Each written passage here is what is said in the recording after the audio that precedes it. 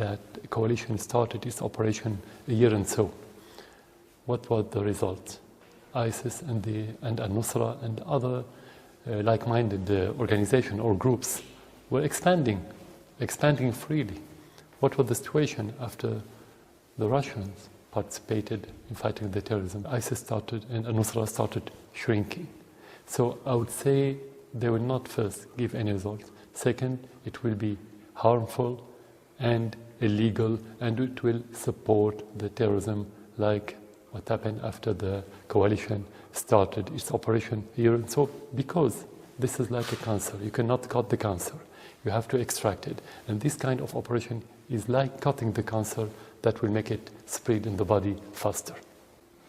Just to clarify two things, are you saying that the British, if the British join the intervention, that includes also the other coalition? Would that intervention, is that you see that as illegal from international laws? Definitely. We are a sovereign country.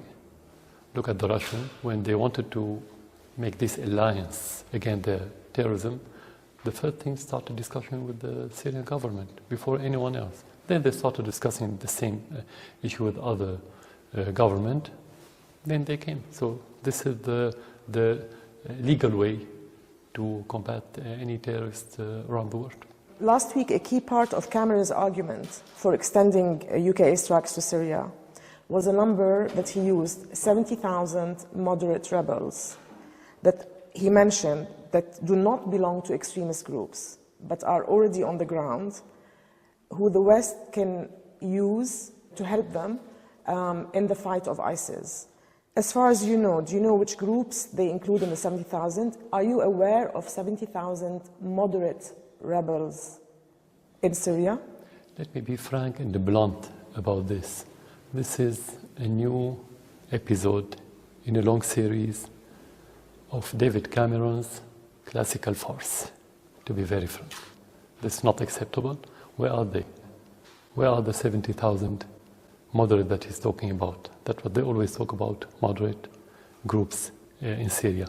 This is farce based on offering the public factoids instead of fact. The Russians are asking for the last month, since the beginning of their participation 2 months ago. They said, where are those moderates? No one gave them any answer. Actually, since the beginning of the conflict in Syria, there was no moderate militants in Syria. All of them were extremists.